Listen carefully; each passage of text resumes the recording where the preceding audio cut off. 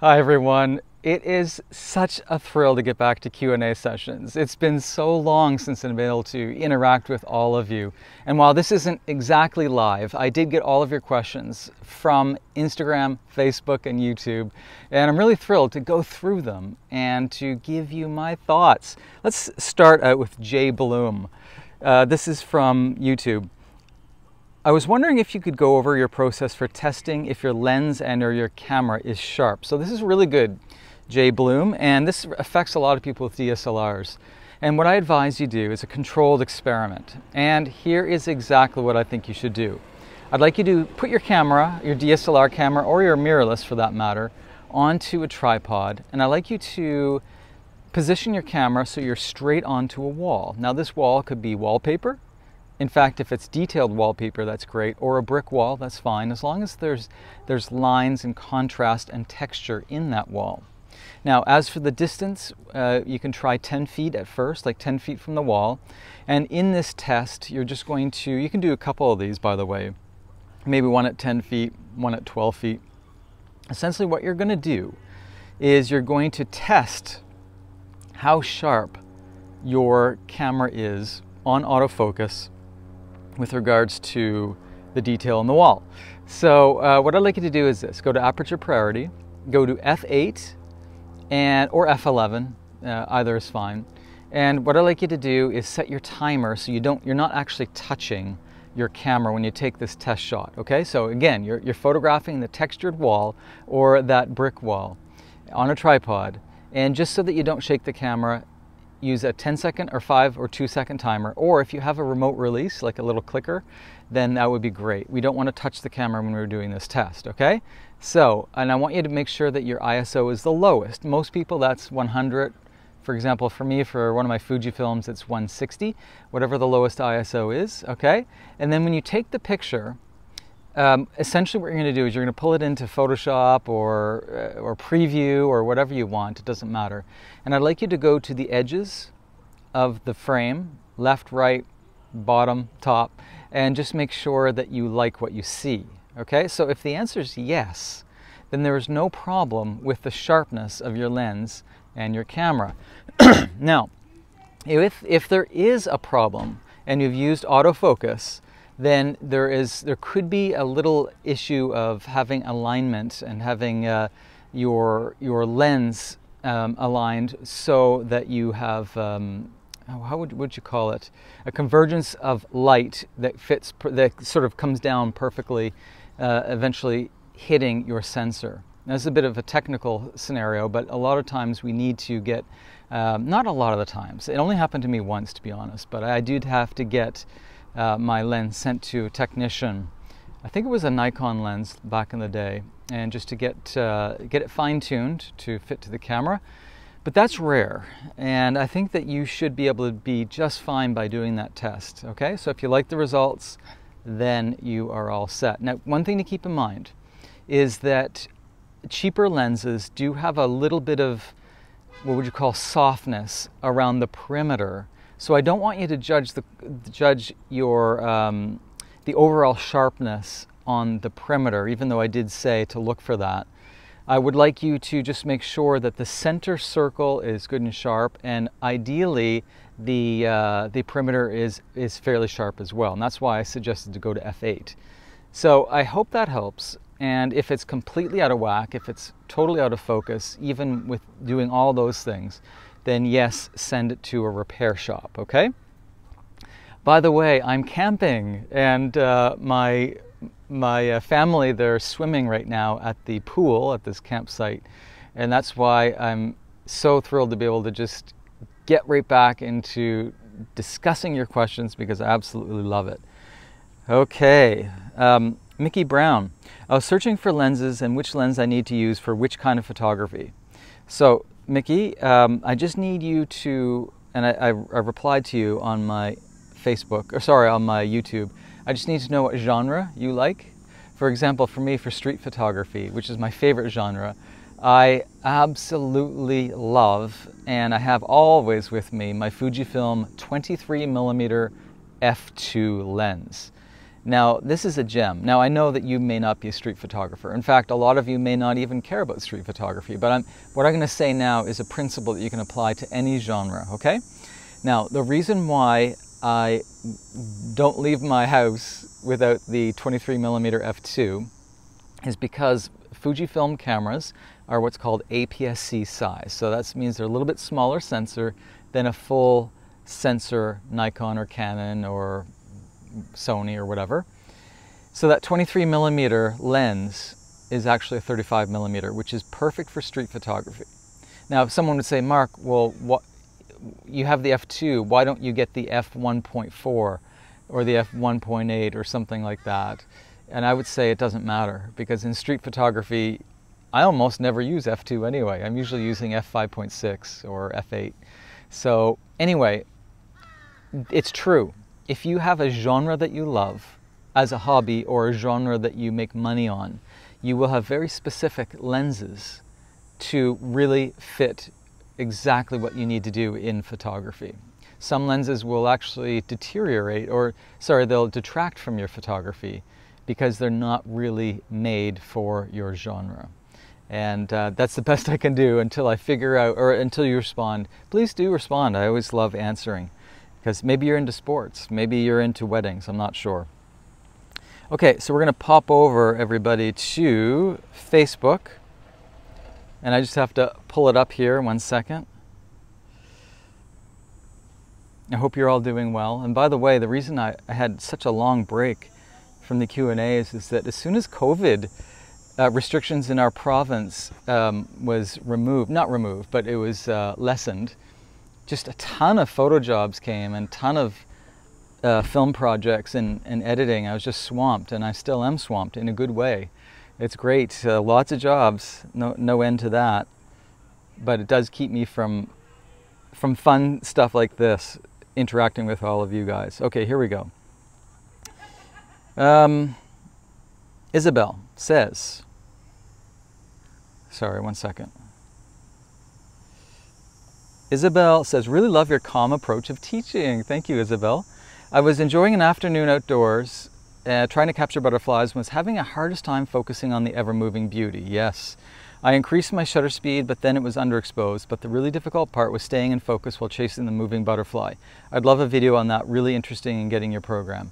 Yeah, butterflies are not easy. In fact, by the way, here's a really cool thing. In my favorite state in Mexico, Guanajuato, my second home, there's a place where all the Canadian monarchs, the monarch butterflies, fly to. And I was thinking, it's extraordinary that Canadian monarch butterflies, which could be in my own, it could be here right now because I'm in New Brunswick, they fly to Guanajuato in Mexico, in central Mexico. So, Isabel, it's not easy. Now, what I would suggest is you go to aperture priority, make sure that your ISO is on auto, and give that a try. Now, that's the first thing. That's my blanket response to everybody. Because usually aperture priority, auto ISO, and, you know, for sports or moving subjects, you want a low f-stop number. However, there is a little bit of a change to that common advice that I give people when we're having very, what would you say, unique subject matter. For example, the very, very energetic butterflies, because they're just flapping all over the place. And of course, we want to get those wings. So in this instance, even though aperture priority could work if you have a high enough ISO, I would probably tend to switch to shutter priority. And what you would want in order to capture the wings in mid-flight is a shutter speed of 1/1000, okay? Or we would say 1/1000th of a second. Now this will probably require, depending on what kind of light you're in, like if it's shade or if it's evening or whatever, this may require auto ISO as well, and I definitely suggest you do that, because you don't want the strain, the mental strain of trying to figure out ISO when you're trying to capture the butterflies. It's too much effort. So go to auto ISO, 1/1000, and your aperture that's chosen by the camera is probably going to be quite low. That's not a bad thing, to be honest, because you're going to get a nice background blur, so that part's good. However, if you do find in the end that you just need to dial in everything by yourself in manual, I would still suggest auto ISO. Okay, so if you want to go manual, then you would still stay at 1/1000 for shutter speed. And in order to make sure that you're, especially if you're closer or close up to the butterflies, you may find that f4 or f2.8 is not going to give you enough depth of field, especially because the butterflies can come closer and farther away to your camera super quick. You may think that f8, f11 is probably pretty good. Now, I'll be honest, I'm not a wildlife or an insect photographer. In fact, I don't have much experience in this. So these are just the ideas that are popping off my head. If there's anybody who's watching this who is well versed in the art of insect or bird photography, which is not my specialty, I really welcome you to add in the comments, anywhere where my advice could be improved. And if you wouldn't mind just calling out Isabel so that she can see this. Okay, hope that helps. Shalini, really appreciate really appreciate the way you teach. Thank you, Shalini. While a lot of other people make this as a business, you're honestly doing what exactly we need. Oh, I appreciate that. Thank you so much. Thanks for that. Can you do a session for lighting, please? Also, I'd like to learn about real estate photography. Okay. So, Shalini, real estate photography is something that I know a lot about because I'm a professional architectural photographer. Now, I don't work for real estate agents, but the principles are somewhat the same. And with regards to lighting, I'm going to mix both of these together, Shalini. So what I would advise in real estate, and this is going to maybe shock a lot of people, I think for real estate agents in 2020, that you should throw away, now I'm going to get some pushback on this probably, but get rid of your DSLRs, your big expensive cameras.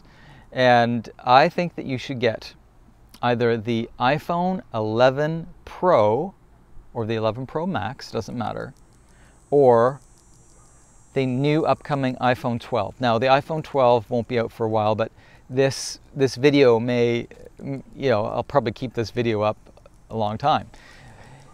The reason I'm suggesting this, and I did a test. I was in San Miguel, Mexico, earlier this year, before COVID, and I did a real estate test. This is exactly what you're referring to. It's excellent.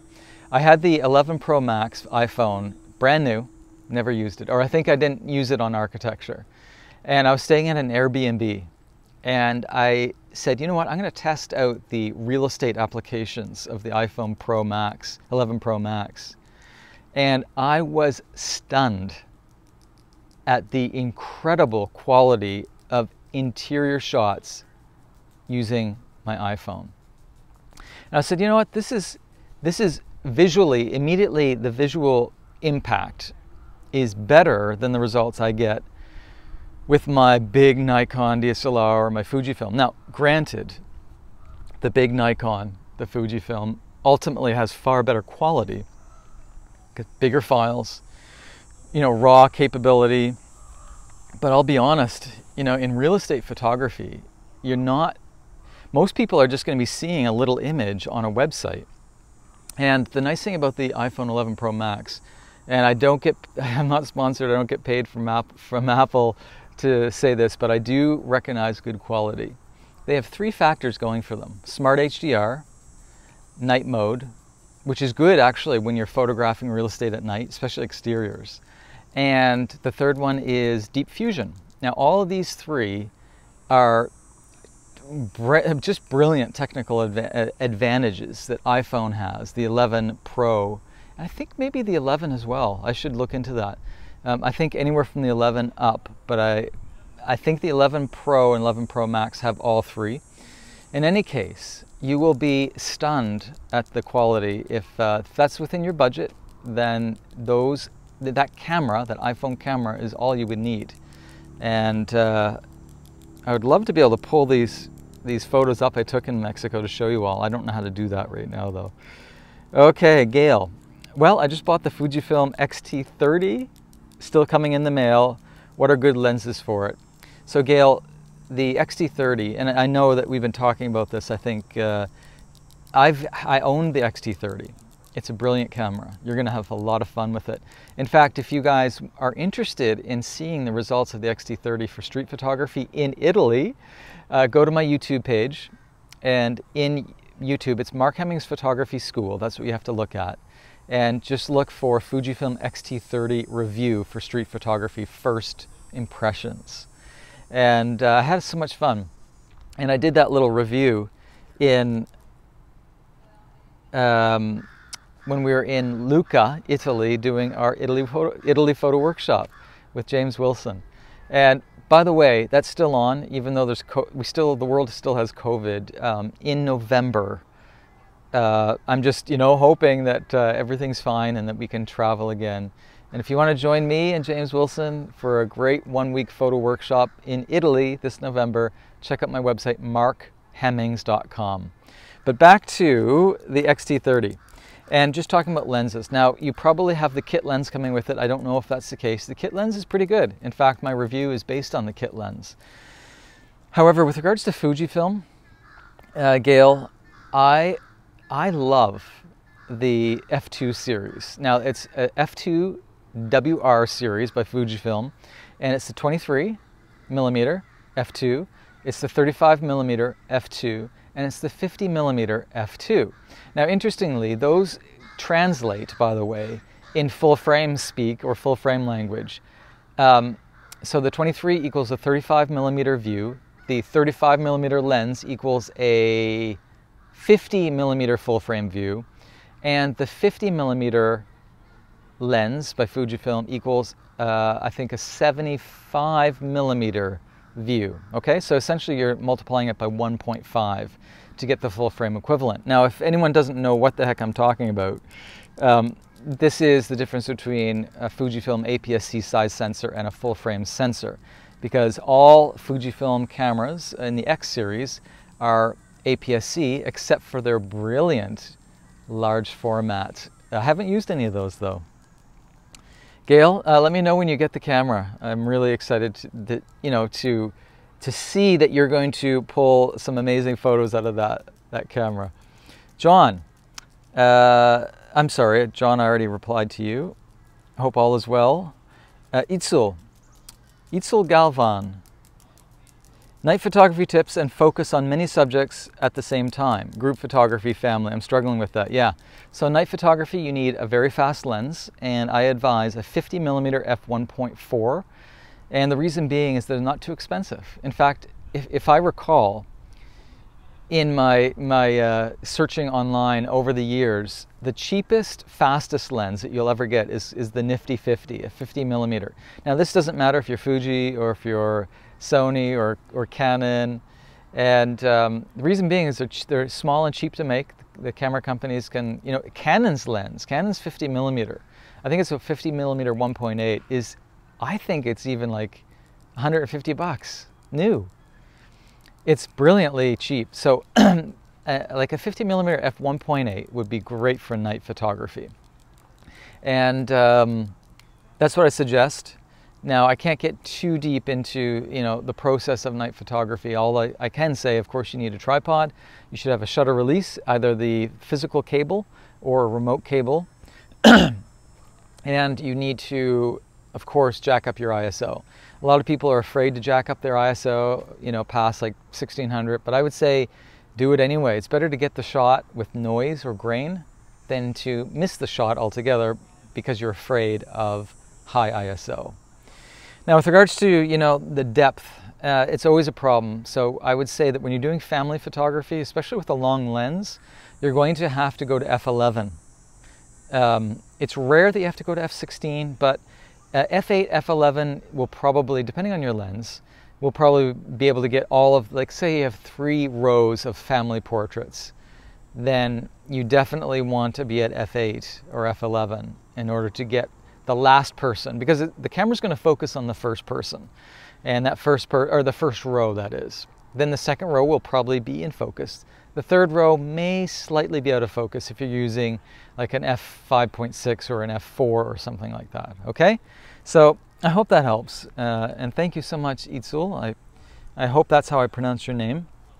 Leo Hopeman. Can you do a session on night photography? Oh, interesting. Stars, comets, Milky Way, etc. So Leo and Itzel, this is for both of you. Definitely the 50mm. Now, a lot of night photographers, like professional astrophotographers, they would love using like a 35mm equivalent or 28, because they also love to get the landscape, like the mountains and the trees in as well. So if you don't have the budget for it, a fast 28mm, fast 35mm lens would work well. But if you're on a budget, get a used 50mm f1.8 or f1.4, or even an f1.2, but those are very expensive. And what I would do is, the only technical thing that really gets people is the inability to focus. So they keep their camera on autofocus, but that's a disaster at night. It's not going to work unless you have an extremely expensive and new, pro camera that can see in the dark. So what you're going to do is you're going to pre-focus. So what I would suggest people do is to turn on their headlights on their car and focus on a distant tree. The farther the better, to be honest. And then you're going to switch your lens to manual focus. And this is called focus locking. Focus locking is so good for so many reasons. And the reason being, in this instance, is you're going to be photographing the stars, and you don't want your lens to what we call lens hunt, or I think some people call it lens creeping.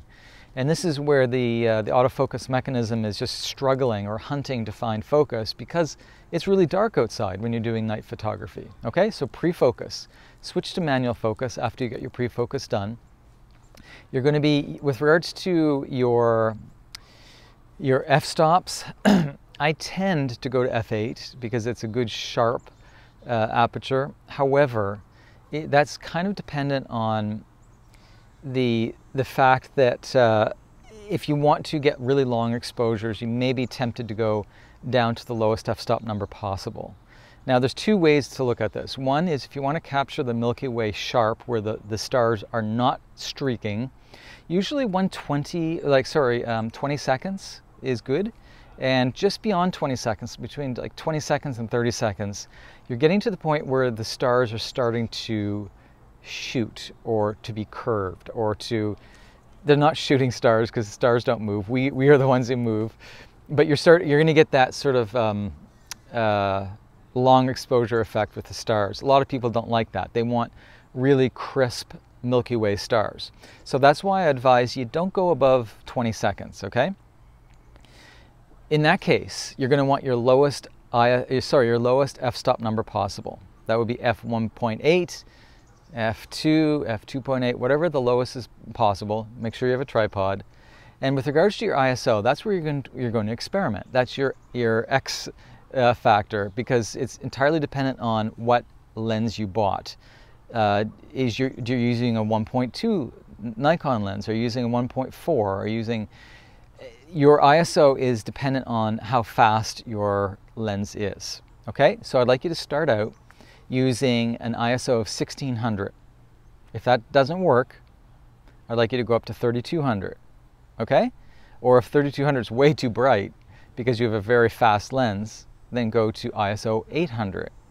Okay, so let me just sum this all up.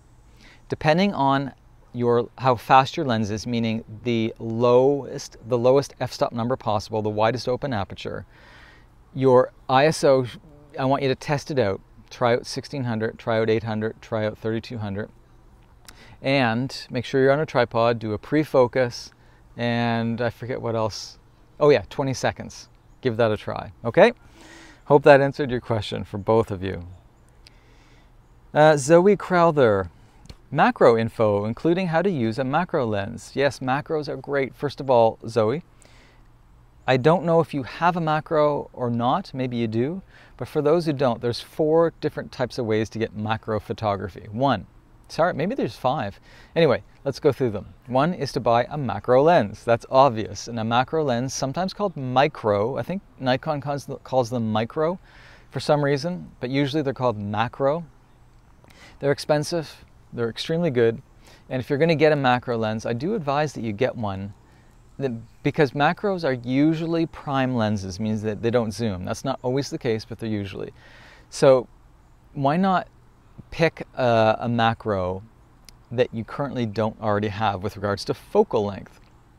So that means that, you know, maybe you don't own a 50mm prime lens. Why don't you get a 55 or a 60mm macro lens? It can do double duty. So Zoe, what I'm thinking, and for everybody, is it's true that the dedicated macro lens will give you the best results. That is true. However, like I said, they're a bit expensive. So if you're on a budget, what I would suggest is start out with what we call close-up filters. Sometimes they're called diopter filters. And diopter or close-up filters come in different strengths. They're like magnifying glasses that you just attach to your lens. They work great. You know, they work great for web viewing. You know, it's true that they're not super sharp on the edges for, you know, professional use, but they're cheap. You can probably get them for 20 bucks on Amazon or something, or better yet, your local camera store. I just want to put a little thing out there. I love supporting local, so that's my first thing. However, when I'm looking for obscure things that are just, you know, very hard to find, and I need it tomorrow, I do appreciate the fact that I can get it from Amazon, but I do always try to get everything I can locally. Okay, so we have the diopter adjustment, the diopter close-up filter. Then the next one is called a reversal ring. Now a reversal ring, just type it in Google, reversal ring for macro. It's just a little adapter that will flip your lens the other way, and you attach it to your camera. It's really interesting, and it turns your like 50mm prime lens into a microscope almost. It's really cool, so keep that in mind. Now another one is called a tube, and this tube, it's called a close-up tube. Sometimes it's called something different. It doesn't have any glass in it. It's simply a tube, and it looks like a lens, and it extends your lens out a little bit, and this tube will allow you to get really good close-ups.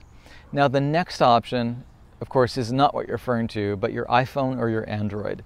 It's amazing how close up the iPhone or the Android can get to objects. So at the last resort, use your mobile device.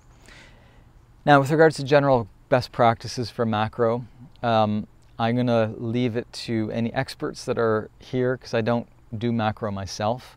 I have done a couple, of course, for online courses and lessons, but I'm not very good at them. I mean, I don't know much, but I do know this, is that you definitely, in order to like get a beautiful shot of butterfly or an insect or something, you probably want to be at f8 or f11 or even higher. Now the reason being is that if you're at the lowest f-stop number possible, the depth of field sharpness is so ridiculously thin. It's only at the smallest amount will be in focus. Now this is a good thing for fine art photography, by the way. Like if you're photographing the stamens, I think that's what they're called, of flowers, then yeah, go to the lowest f-stop number, the widest aperture. However, usually for macro photography, and the experts that I follow to, to learn about genres that I don't know much about, you're going to be needing f8, f11, f16 probably in order to have any amount of depth of field sharpness. Okay, thank you, Zoe, that was great. Rosemary, Bellencourt Stevens, different types of lenses and when to use them. So this is such a broad, I could spend hours on this one, Rosemary. So what I will say is that the kit lens, which most people get, is usually, because most cameras are, you know what distracted me? Because I'm camping, I just have this really large spider coming down, trying to make a web on my chair, and I'm debating on whether to deal with that spider or just let it go. I'm not fond of them. I do like snakes though. Okay, different types of lenses. Now I'm off track here. I would suggest that people max out their kit lens. Now the kit lens comes with most consumer and some prosumer DSLRs and mirrorless. And they're usually 18 to 55. And this is a good general lens. Now the second lens, if you're not doing professional work, would be the 55 to 200. Sometimes they're even up to 55 to 50. And this is the range that will cover you for almost everything. Now, I learned on what's called the Nifty 50 lens. It's a 50mm lens. And the reason why I suggest that's a third or even the second purchase for most people is a 50mm lens, or if you're using an APS-C size camera, it will be a 35mm. I would suggest that everyone should at least practice or have at least one prime lens. I'm a big proponent of that. I learned on a 50mm. In fact, I think it was 2 years before I even had a different lens. I just had the 50mm. That's all I had. And I think it was a 50mm f1.8. And it was so great to have that limitation of not zooming. Now, I'm okay with zooming. I have a zoom lens. I have the wonderful Fujifilm, what is it? I think it's a 50 to 140 f2.8. It's a brilliant lens, but I don't use zoom lenses usually. And I think that Rosemary, I think that that's what I would suggest for you. And the prime lenses are cheap. Okay, so I'm nearing the time limit. So what I'm going to do is, this is part 1. I have so many more questions. So we're going to do part 2, maybe even a part 3. So just check for that. And if you did put down your questions, I didn't get to them, it's because I will get to them tomorrow or the next day. Okay? Have a great day, everybody. It was a pleasure doing this Q&A session. I'm so happy to be back. Talk soon.